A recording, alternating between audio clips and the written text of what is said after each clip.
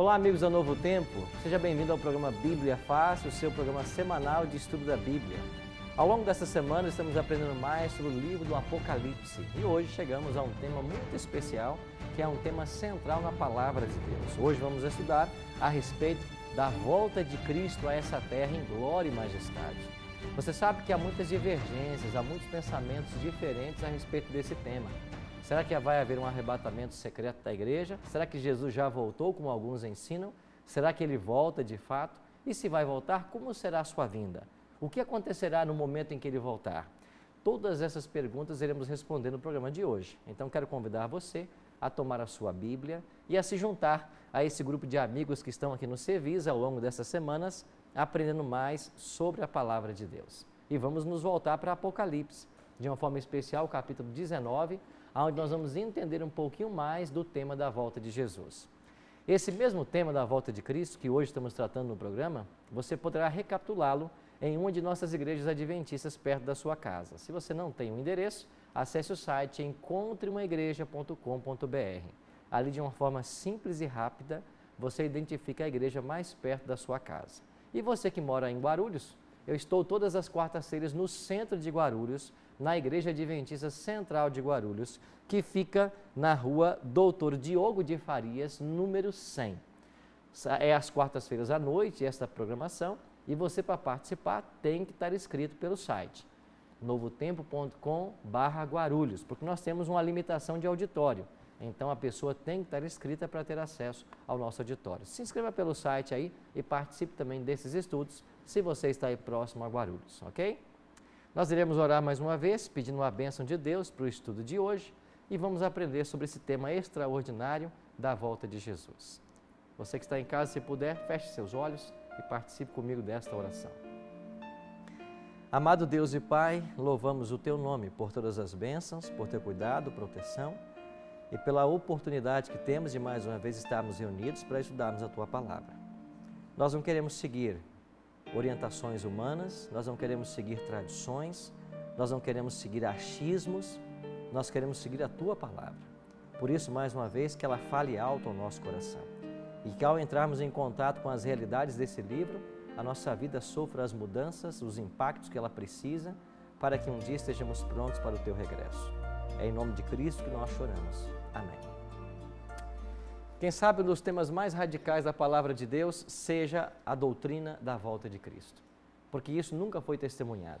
E quando isso acontecer, nós veremos fenômenos sobrenaturais nunca vistos e nós teremos fim à história do pecado, que já dura nesse planeta há cerca de 6.000 anos. Por isso eu queria chamar a sua atenção para entendermos esse assunto.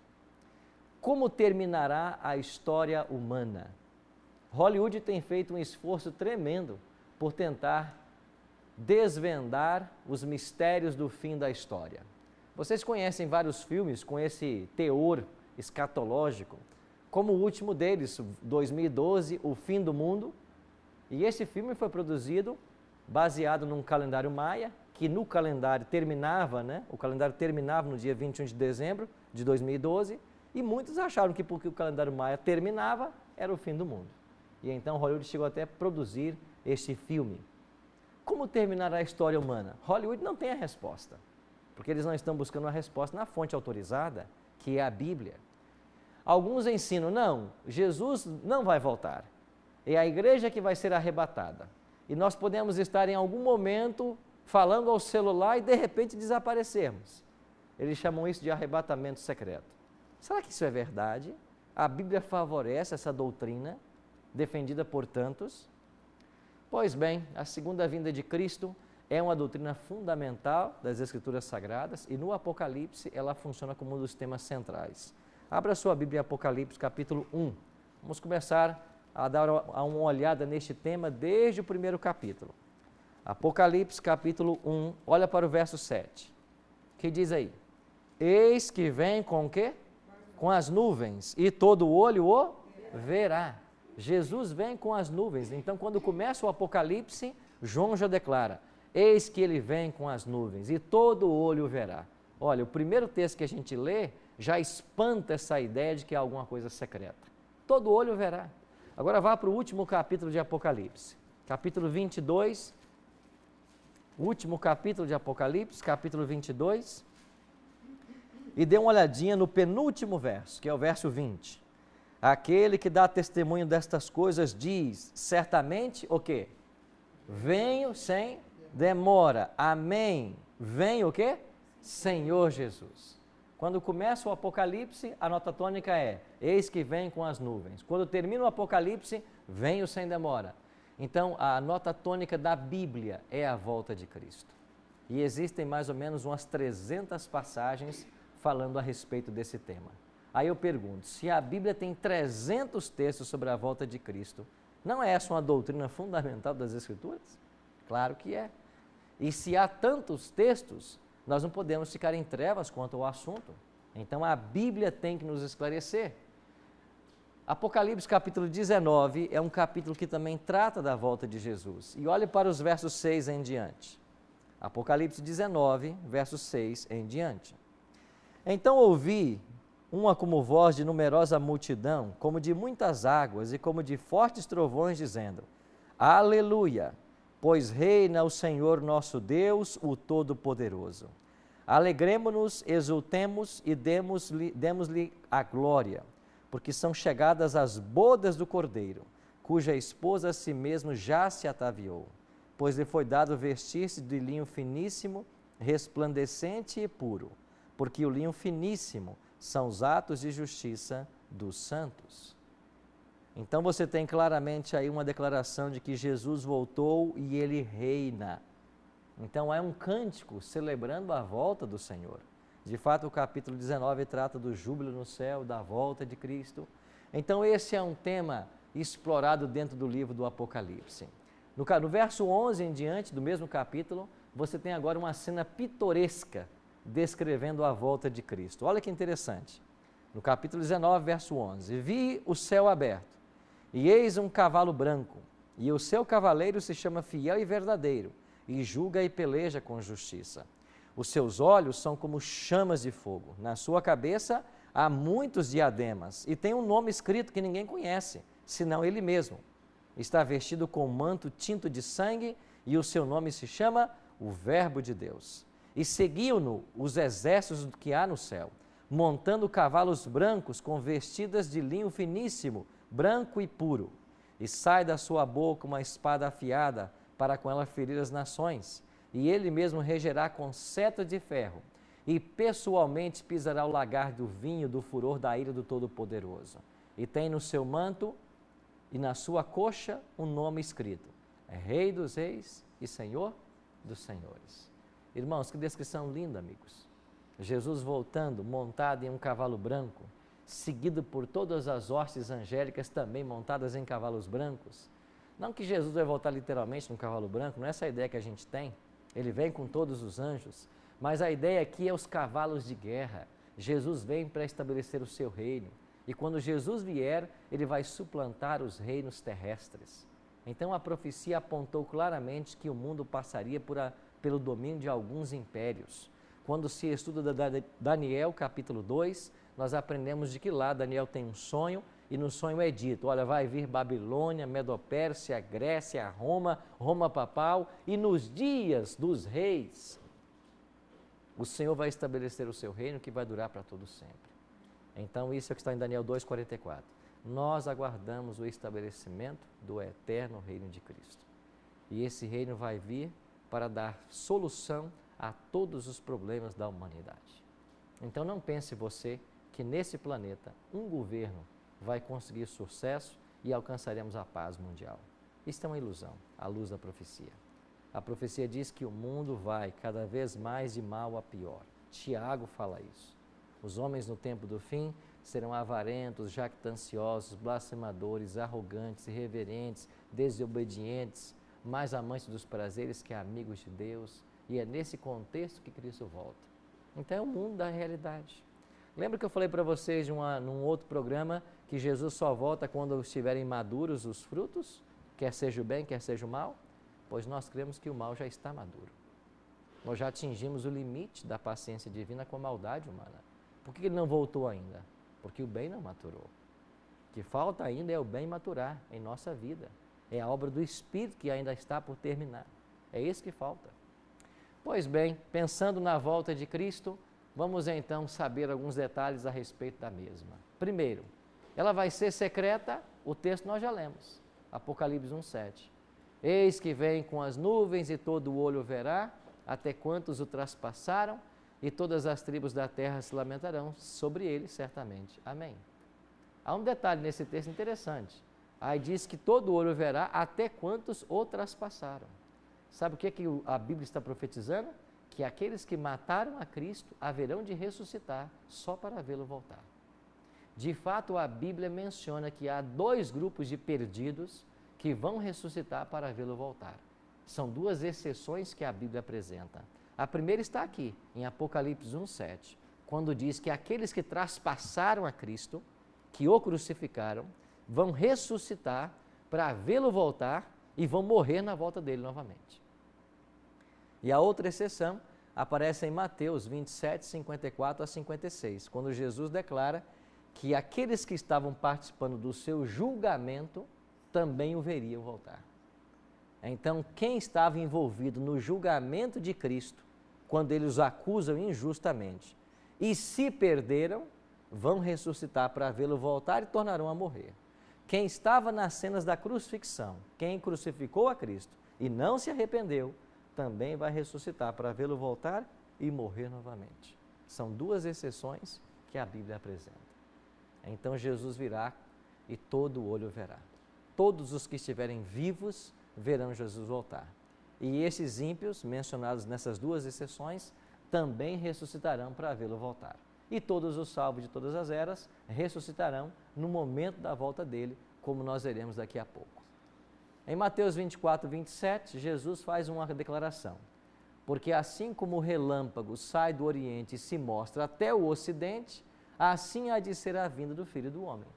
Ou seja, se Jesus comparou a sua vinda à manifestação de um relâmpago no céu, o que há de secreto nisso? O que há de secreto em sua vinda, se ela é comparada a um relâmpago, que todos podem ver? Então Jesus está se referindo a isso para mostrar que a volta dele chamará a atenção do mundo. Todos voltarão seus olhos para esse fenômeno. Quem virá com Jesus? Ele virá. E quem virá com ele? Ele diz assim em Mateus 25, 31. Quando vier o Filho do Homem na sua majestade e todos os anjos com ele, então se assentará no trono da sua glória. Quem é que acompanha Jesus? Todos os anjos. Todos. Lembra que nós estudamos aqui sobre a abertura dos 7 selos? E quando chegamos em Apocalipse 8:1, quando o 7º selo é aberto, houve silêncio no céu, meia hora. Lembra que nós vimos que essa meia hora é mais ou menos uma semana literal? Por que o céu está em silêncio? Por que não há música? Porque não tem anjos lá. E por que eles não estão lá nesse momento? Porque eles vieram com Cristo. Todos vieram com Cristo. Então ele declarou isso, eu venho, mas todos os anjos virão comigo. Você imagina olhar para esse céu nosso hoje e ver Cristo voltando e o céu abarrotado de anjos? Essa cena nunca aconteceu. Vai ser algo extraordinário e eu quero estar vivo para ver. Qual será a missão dos anjos? Por que todos virão? Eles irão com uma missão. E sabe qual é a missão deles? Olha o que Jesus falou. E ele enviará os seus anjos com grande clangor de trombeta, os quais reunirão seus escolhidos dos 4 ventos, de uma a outra extremidade dos céus. Qual será a missão dos anjos? Reunir os escolhidos. O que quer dizer isso?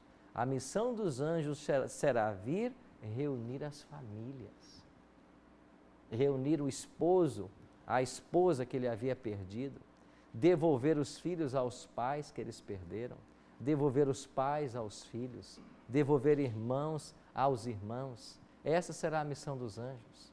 Amigo, o bem mais precioso que Deus deu para nós nessa terra foi a nossa família.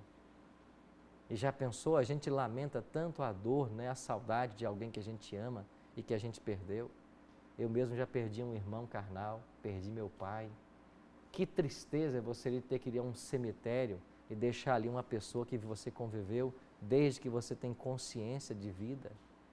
Alguém que você amava, respeitava, alguém que fazia tudo por você. e você ter que deixar essa pessoa no cemitério, na terra. E certamente eu estou falando para alguém que sente dor no coração porque perdeu alguém que muito ama. E às vezes a gente deita na cama e a memória vem, lembrando-se dessas pessoas. Quanta gente, quantas pessoas amadas nos rodeiam.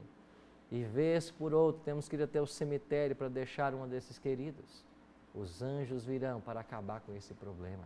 E eles vão pegar os nossos familiares, vão reunir as famílias. Por isso a coisa mais preciosa que nós temos hoje é a família. O diabo vai fazer de tudo para destruir nossa família. Sabe por quê? Porque se ele destrói a nossa família, ele acaba com a nossa vida espiritual. Ele vai fazer de tudo para destruir a família. É um alvo de Satanás hoje acabar com as famílias. É por isso que nós queremos ir para o céu, mas nós não queremos ir sozinhos. Nós queremos levar nossa esposa, nossos filhos, nossos pais, nossos irmãos. E é por isso que vocês estão aprendendo aqui. Vocês não estão aqui para guardar para vocês, para acumular conhecimento. Vocês estão aqui para aprender e para levar para os outros. Se isso está beneficiando você de alguma forma, você tem que beneficiar outros. Se você quer ir para o céu, almeja o céu, você tem que levar mais alguém com você. E outro dia eu vi que Charles Spurgeon, certa vez, disse assim: se você não está levando ninguém para o céu, você não está indo para lá. Se você não está levando ninguém para o céu, disse Charles Spurgeon, você não está indo para lá. Que verdade! Se eu acredito no céu, se isso é uma realidade para mim, eu vou querer isso só para mim? Não, eu tenho que levar outros. Quantos mais eu puder. E começa dentro de casa. Começa com as pessoas que nós amamos. O que será o céu sem os filhos que você tem? Sem a sua esposa, sem o seu esposo, sem os pais. Então nós temos que batalhar por nossa família. Nós temos que batalhar por esse preparo. E a missão dos anjos vai ser esta: reunir todas as famílias e levá-las para o céu. Amigos, nós vamos nos encontrar com os nossos queridos, porque a ressurreição é uma doutrina bíblica. Jesus falou em João 5:28, né? Não vos admireis, porque vem a hora em que todos os que se acham nos túmulos ouvirão a sua voz e sairão. Todos. Os salvos na volta dele, os ímpios 1000 anos depois, como nós veremos agora. Quando Jesus volta, o que acontece com os justos que estão mortos? As pessoas que aceitaram o plano da salvação.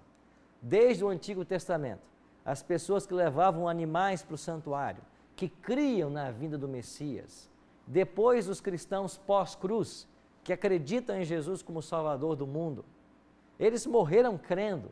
O que vai acontecer com estes na volta de Cristo?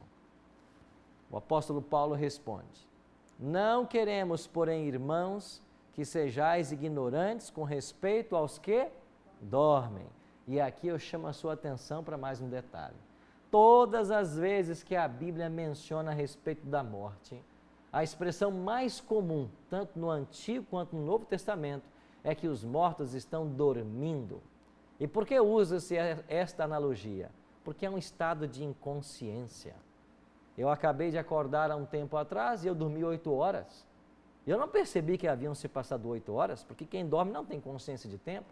Assim é quem morre.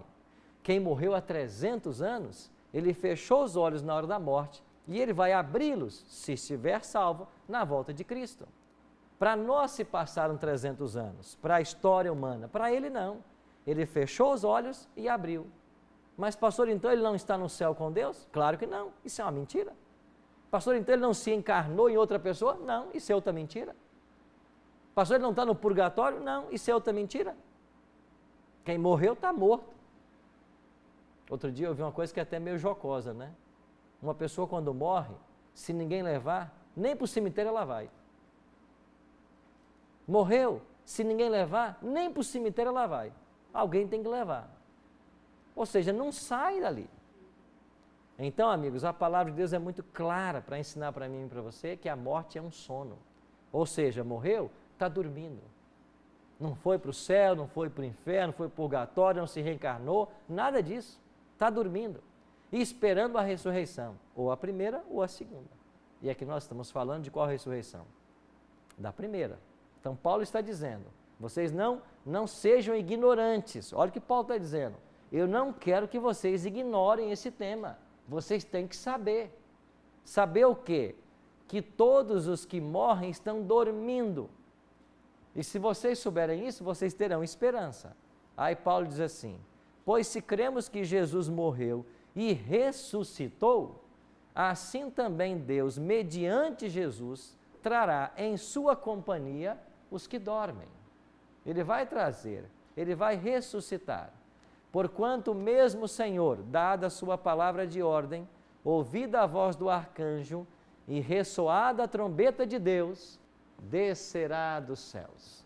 E os mortos em Cristo ressuscitarão primeiro. É Paulo quem está ensinando isso. A trombeta soará. Lembra da 7ª trombeta que nós estudamos aqui? A trombeta soará. Cristo descerá dos céus. E os mortos em Cristo, na volta dele, ressuscitam. Como? Já glorificados, com os corpos transformados, perfeitos, sem nenhuma mancha ou vestígio de pecado, e sobretudo sem tendência para o pecado.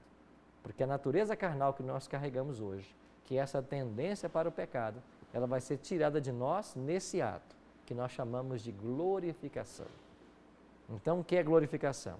É a transformação física que o nosso corpo sofrerá no momento da volta de Cristo. Quando todos os defeitos de pecado desaparecerão. E o nosso corpo será um corpo imarcessível de glória. Uma outra pergunta. O que acontecerá com os justos que estiverem vivos? Com quem está vivo sobre a terra? Paulo responde. Eis que vos digo o mistério. Nem todos o quê? Mais uma vez, Paulo compara a morte a um sono. Nem todos dormiremos, nem todos morreremos, mas transformados seremos todos. No momento, num abrir e fechar de olhos, ao ressoar da última trombeta, a trombeta soará e os mortos ressuscitarão incorruptíveis, já foram transformados. E nós, quem estiver vivo, seremos transformados. Então, os vivos serão transformados no momento da volta de Jesus. Cláudia? Perdão, pastor, que tipo de transformação seria essa? Todos os defeitos que o pecado provocou, eles desaparecerão. Uma pessoa tem um defeito físico, mental, tudo vai desaparecer. Então, nós vamos conservar a nossa fisionomia, a nossa estatura, só que num corpo de glória agora. É esse próprio corpo que nós temos, só que sem qualquer vestígio do pecado. Perfeito, como era Adão quando saiu das mãos de Deus. E esse corpo vai ser passível de desenvolvimento. E a humanidade salva, ela vai se desenvolver em estatura física, mental, intelectual, até atingirmos a plenitude que era Adão, que Adão poderia ter chegado após ser criado. E um bebê de 2 meses, digamos assim? Ele vai se desenvolver, normalmente. Então, quando Jesus voltar, crianças serão levadas para os céus. Mas haverá um momento que não haverá mais crianças no céu, porque todas elas terão crescido. Como saber se uma das crianças tinha tendência para o mal? Todas têm. Davi declarou no Salmo 51, em pecado me concebeu minha mãe.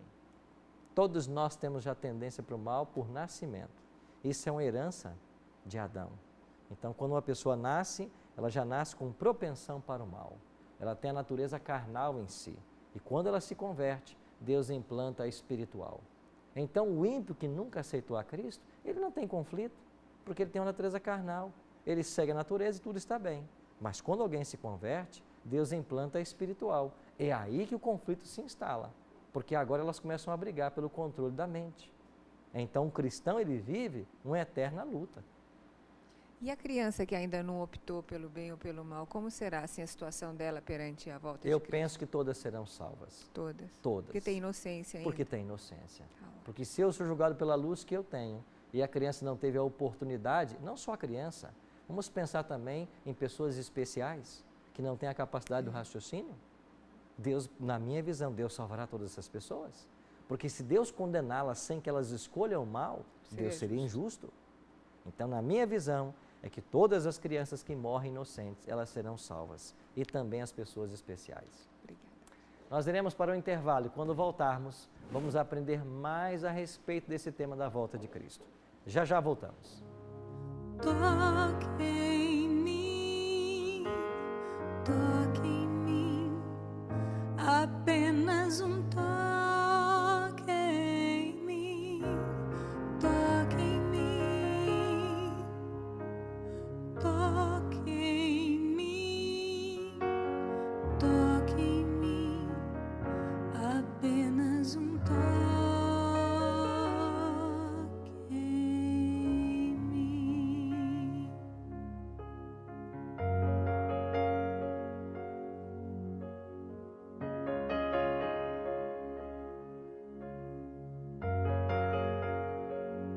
Eu vim aqui, Jesus, para receber de ti uma porção maior do teu favor.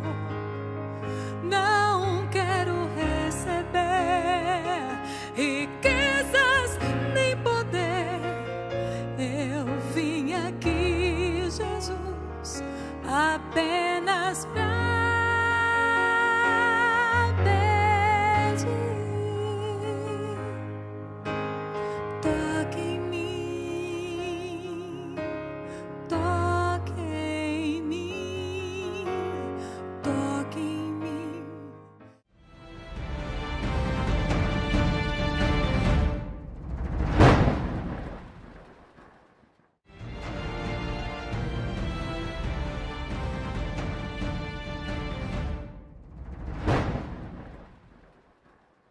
Estamos de volta com o programa Bíblia Fácil, hoje aprendendo sobre a volta de Cristo e nós temos aqui um presente para você. Essa revista do programa. Todos os temas que aqui estamos abordando encontram-se nessa revista e ela é um presente da Novo Tempo para você. Se você quiser solicitar uma para a sua casa, inteiramente grátis, você pode ligar para o nosso telefone 0 operadora 12 21 27 3121. Ligue em horário comercial. E se você tiver acesso à internet, acesse o nosso site novotempo.com/Bíblia Fácil.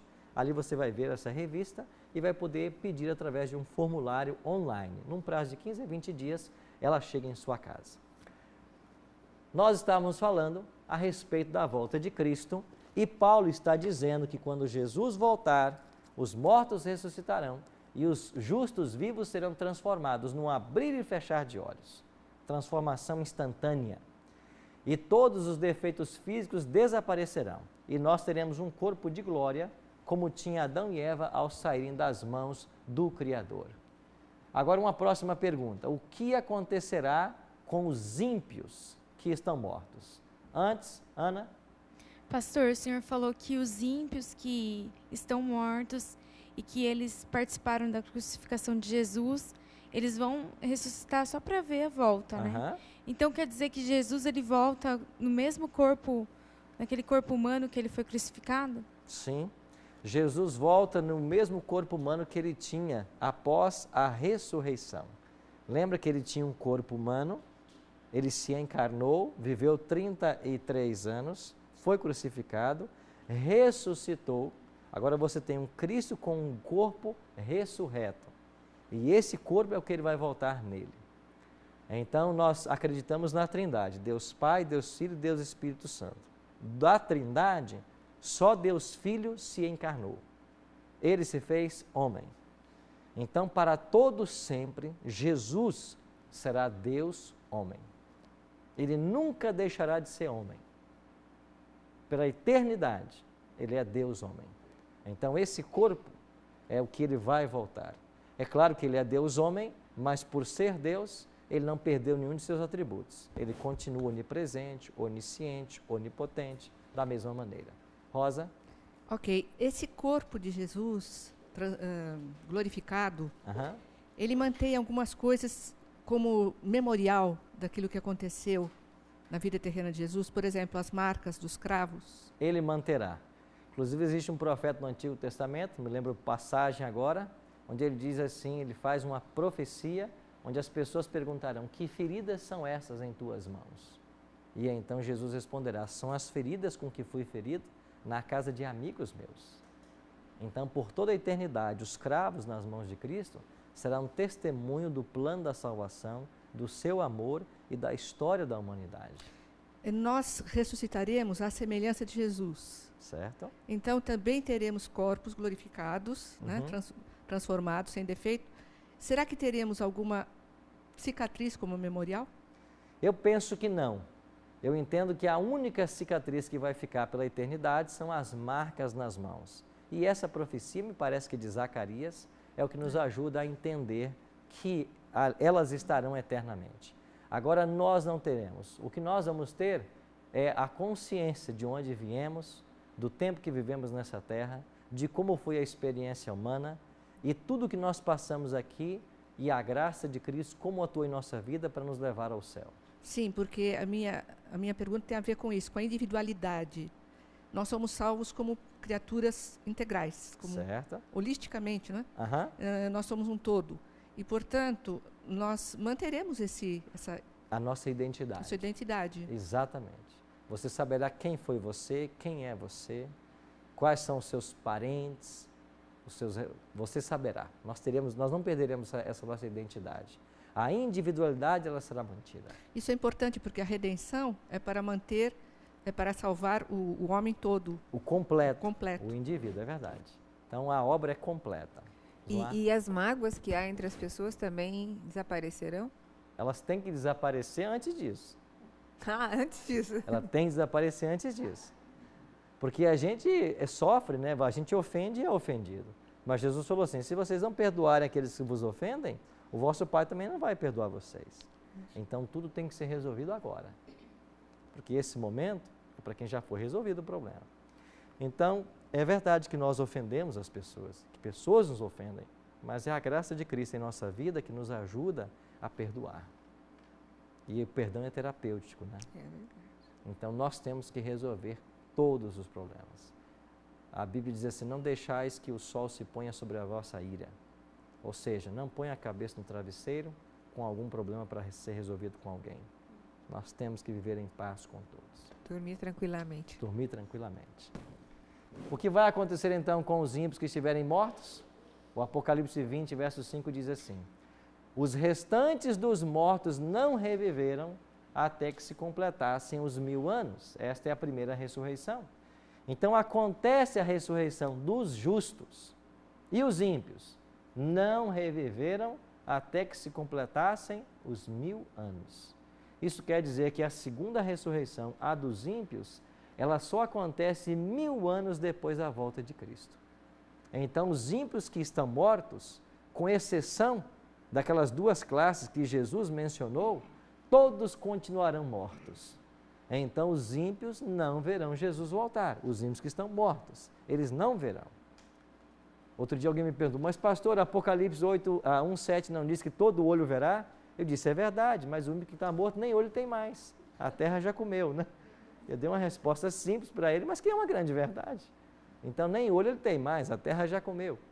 Então quem está perdido e morto, ele não vai ver a volta de Cristo, certo? Excetuando aqueles dois casos que eu mencionei para vocês. O que mais diz a Bíblia? E o ímpio que estiver vivo? O que vai acontecer com ele quando Jesus voltar? Nós já lemos esse texto com vocês aqui, né? Então será de fato revelado o iníquo, a quem o Senhor Jesus matará com o sopro da sua boca e o destruirá pela manifestação da sua vinda.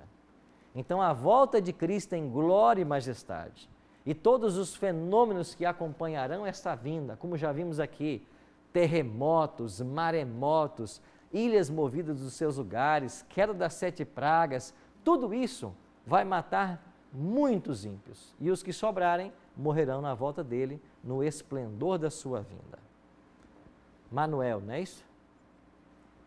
Pastor Arilton, nós sabemos que os ímpios são todos aqueles que se decidiram em não seguir ao Senhor.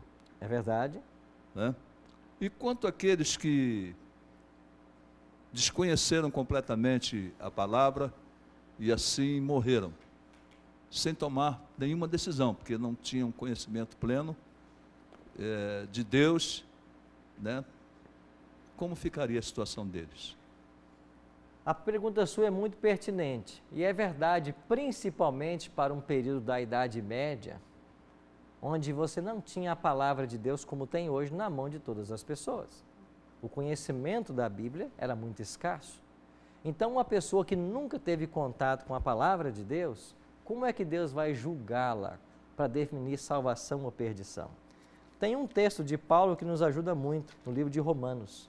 Dê uma olhadinha no primeiro capítulo de Romanos, o que Paulo nos ensina sobre esse tema. Romanos, no capítulo 1, dê uma olhadinha para o versículo 20, que diz aí: porque os atributos invisíveis de Deus, assim o seu eterno poder, como também a sua própria divindade, claramente se reconhecem desde o princípio do mundo, sendo percebido por meio das coisas que foram criadas. Tais homens são, por isso, indesculpáveis. Os atributos invisíveis de Deus, o seu poder, a sua glória, claramente se reconhecem por meio das coisas que foram criadas.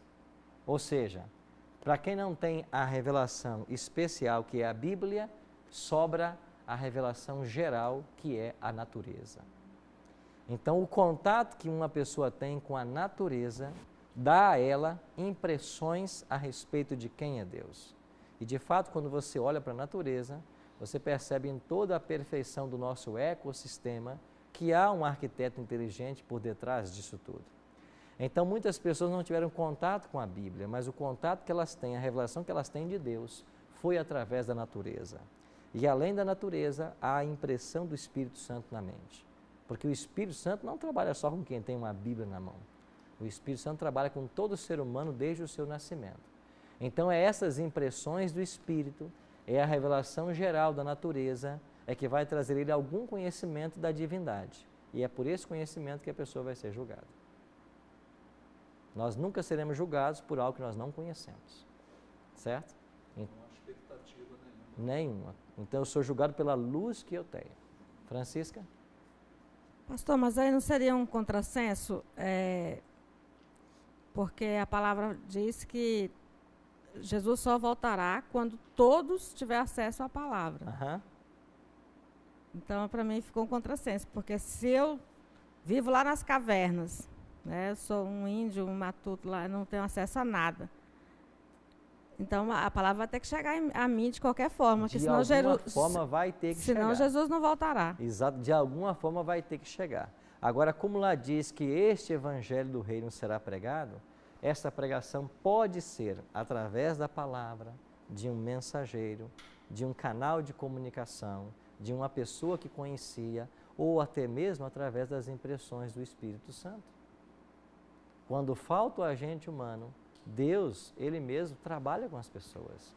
A natureza vai fazer a sua parte em revelando algo do amor de Deus, mas as impressões do Espírito na vida dessa pessoa são diárias. Então, de alguma forma, todos serão alcançados. Ninguém pode ser julgado por algo que ele não conhece. Então, Deus fará um milagre, sem dúvida. Podemos, então, concluir que existem algumas luzes para a revelação de Deus, e uma delas é a revelação da natureza. Que nós chamamos de geral, né? Geral. E a da consciência. Da consciência. Onde trabalha o Espírito Santo. E a Bíblia chamamos de revelação especial. Portanto, se uma tribo a qual nunca ninguém teve acesso, que não recebeu a palavra do Evangelho pregada, ela tem para si a pregação através da consciência e da natureza. Exatamente. E você vai ter aqui no próprio texto de Paulo, eu não achei o verso aqui especificamente, mas aqui mesmo no capítulo 1, depois no capítulo 2, Romanos 1 e 2 é um capítulo onde Paulo discute isso. E Paulo tem um verso aqui, onde ele diz claramente assim, que Deus, Ele trabalha na nossa mente e o ser humano, por natureza, ele tem uma certa percepção daquilo que é certo e que é errado, a despeito das divergências culturais. Isso não significa que alguém é salvo fora de Cristo, porque Cristo está presente nessa revelação também. Por exemplo, falando sobre essa questão de conhecimento do Evangelho e da impressão cultural. Independente da cultura, o ter relação sexual com a mãe, independente da cultura, isso será visto como um erro. Então, há coisas que Deus coloca na nossa mente como um senso do que é certo e que é errado. E todo ser humano tem isso. Então, independente da cultura, tem coisas que são nocivas, erradas, independente da cultura. Como, por exemplo, o ter relação sexual com a mãe. Então, estas coisas é que Deus vai colocando na mente das pessoas, que vai servir como um termômetro para o conhecimento que ela tem e pelo juízo que ela vai enfrentar. Todos um dia virão a juízo. Isso será pela luz que nós temos. Um outro detalhe. Jesus voltará quando? Essa é uma pergunta tão comum, né? Todos fazem essa pergunta. Todos querem saber quando ele vai voltar. A resposta que nós temos é na palavra de Deus. E Jesus disse assim: mas a respeito daquele dia e hora, ninguém o quê? Ninguém sabe. Nem os anjos do céu, nem o Filho, senão quem? O Pai. Então ninguém sabe quando Jesus voltará à Terra. E você vai encontrar por aí, vira e mexe, pessoas marcando datas. Primeiro marcaram para o ano 1000, né? Aí Jesus não veio, depois marcaram para o ano 2000. Aí até o ditado ficou popular, de 1000 passará, mas 2000 não chegará. A gente cresceu ouvindo isso, né? Aí chegou o ano 2000 e Jesus não voltou. E aí todo mundo se frustra. Então, as pessoas que tentam marcar datas, elas estão agindo contrário ao que a palavra de Deus revela. Porque Jesus foi claro em dizer, ninguém sabe o dia nem a hora. Agora, ainda que nós não saibamos o dia nem a hora, nós sabemos a proximidade, porque Jesus deixou para nós os sinais. E os sinais são como placas indicativas de que o fim se aproxima. Sim, meu amigo. Pastor, aí quando Jesus fala para o discípulo que o dia nem a hora ninguém sabe, aí ele ainda estava com os discípulos. Estava. Será que agora ele no céu, com o Pai, ele não sabe o dia que ele tem que vir nem a hora? Aí você mencionou uma coisa interessante. Ele diz aqui, ó, ninguém sabe, os anjos não sabem nem o Filho. Mas ele está dizendo isso enquanto encarnado aqui na Terra. O sentido do texto é, como homem, como Deus homem, eu não sei. Certo? Na natureza humana, Jesus não sabia. Mas como ele é Deus, como Deus, ele sabe. Porque a natureza divina dele dá a ele a onisciência. Então, em todo momento, Cristo soube de todo o plano da salvação, do início ao fim. Mas quando ele se encarnou como homem nessa terra, por 33 anos, ele não usou os atributos da divindade para benefício próprio. Então, como homem, ele declarou, eu não sei. Como Jesus, homem, eu não sei o dia da vinda. Agora, é claro que ele, Deus, ele sabe. Ok. Então, é a gente entender bem essa separação da natureza divina e da natureza humana. Desculpa, eu vou voltar um pouquinho aqui. Em Apocalipse 19, 17, ele diz que, 19, 16, diz, tem no seu manto e na sua coxa um nome escrito, Rei dos Reis e Senhor dos Senhores. Na sua coxa? Como assim? Essa é uma figura de linguagem, né? Não vai ser uma cena real, Jesus montado num cavalo voltando. Mas a ideia que o Apocalipse descreve, é que ele está montado num cavalo branco, ele tem um manto, no manto está escrito e também na coxa, certamente na veste que cobre a coxa, porque o manto era superior, né, a essa túnica. Então imaginamos que na túnica, à altura da coxa, também estava escrito Rei dos Reis e Senhor dos Senhores. E esse é o reconhecimento, né? É o reconhecimento que ele é quem tem que reinar. Ele é o rei acima de todos. Esse é o reino que vai durar para sempre, o reino de Cristo. Obrigada. E qual é a notícia maravilhosa? É que nós podemos ser cidadãos desse reino. Ele vai estabelecer o seu reino e nós poderemos ser cidadãos desse reino. Quais as condições de vida após a volta de Jesus? Jesus volta. E após a vinda dele, qual será a condição de vida? Apocalipse 21, 4. E lhes enxugará dos olhos toda lágrima. A morte já não existirá. Já não haverá luto, nem pranto, nem dor, porque as primeiras coisas passaram. Então, quando Jesus voltar, ele vai enxugar dos nossos olhos toda lágrima. Esse mundo não é um verdadeiro vale de lágrimas? Um humorista italiano chamado Bini dizia, o verbo mais fácil de conjugar é eu choro, tu choras e ele chora. Esse é o verbo mais fácil de ser conjugado. O nosso mundo é um verdadeiro vale de lágrimas. por causa das tristezas que nos alcançam todos os dias. E amigos, a doutrina da volta de Cristo é a que pode nos manter de pé diante das vicissitudes da vida. Só a crença na volta de Cristo para nos buscar é que pode alimentar-nos. Só essa crença. Eu estive visitando um casal no Rio de Janeiro há um tempo atrás e eles contavam para mim, da tristeza de uma filha adolescente que por um detalhe de um erro médico, uma moça linda com 19 anos, agora vai ficar num estado em coma vegetativo em cima de uma cama.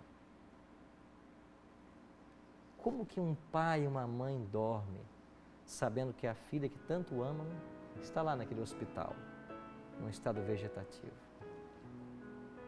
Só a volta de Cristo para nos alimentar. Eu já acompanhei vários sepultamentos.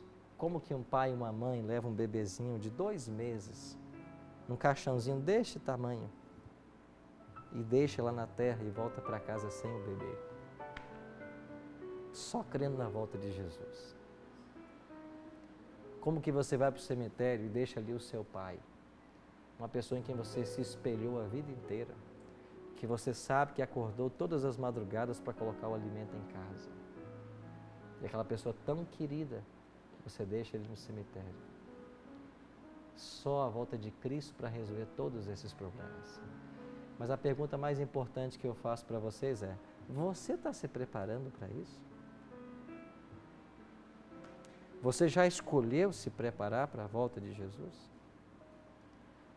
Porque se você não se preparar, a tua vida não adiantou de nada. Nós temos um teste aqui, a vida é um teste. E nós estamos sendo provados. Então eu queria que você pensasse muito nisso. Você que está em casa nos acompanhando, nós vamos ter uma música agora. E eu queria que enquanto Cíntia cantasse, você pensasse: está você pronto para a volta de Jesus?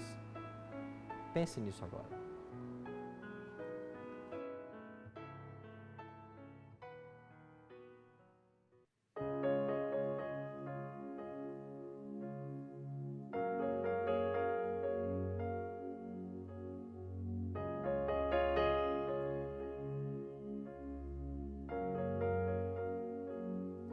Eu vim aqui, Jesus, para receber de ti uma porção maior do teu favor. Não quero receber riquezas nem poder.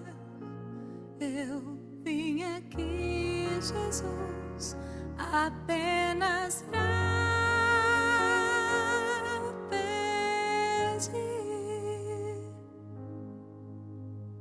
Toque em mim, toque em mim, toque em mim, apenas um toque em mim, toque em mim. Toque em mim, toque em mim, apenas um toque em mim.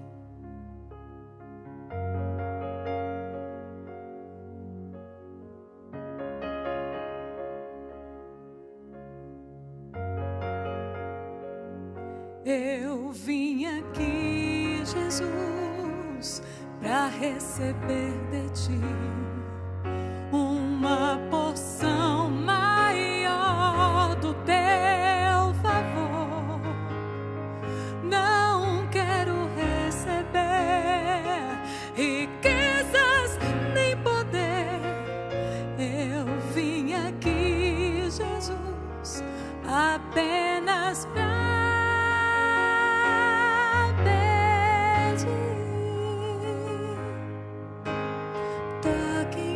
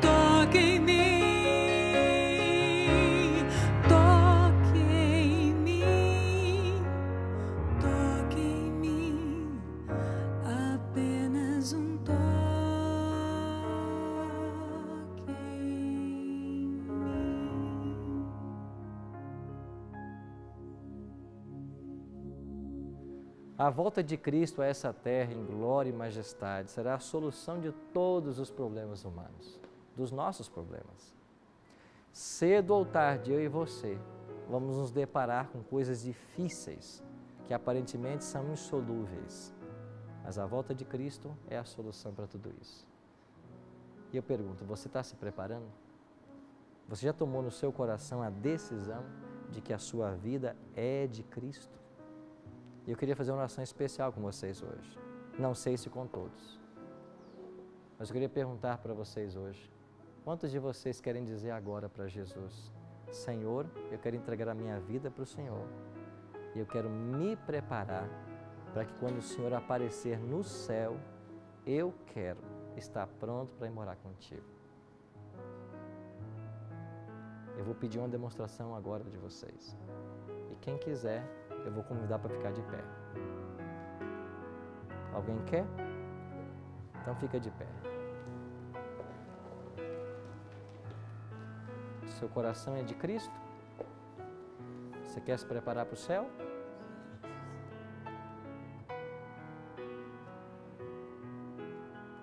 Rosa. Seu coração é de Cristo? Se ele é, você quer ir para o céu? Então você fica de pé.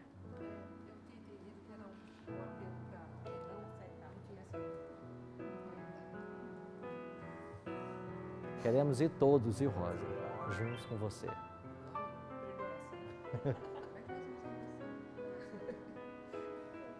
Você que está em casa certamente tem um desejo no seu coração também de ir para esse céu. Eu queria orar por você também, para que nós nos preparássemos, porque Ele está voltando. Vamos orar? Pai Santo, muito obrigado porque como o Senhor testemunha esse grupo tão especial aqui no Cevisa, todos nós temos o desejo no coração de estarmos prontos para a Tua volta e de um dia irmos para os céus. Todos nós temos. Em casa, também muitas pessoas sentem esse mesmo desejo. E quem sabe muitas delas estão agora de pé ou talvez até ajoelhadas na sala da casa, desejosas de estarem prontas para a Tua volta. Por isso, Pai Santo, suplicamos que o Teu Espírito Santo venha sobre nós, encha o nosso coração e nos prepare para o grande dia da Tua volta. Nós não queremos ficar aqui, nós queremos ir para o céu quando o Senhor voltar. Por isso, nos abençoa, nos ajuda e nos salva. Em nome de Cristo, nós choramos. Amém, Senhor. Amém. Muito obrigado, amigos. Por certo, Deus está fazendo uma obra em nosso coração, fará no nosso coração.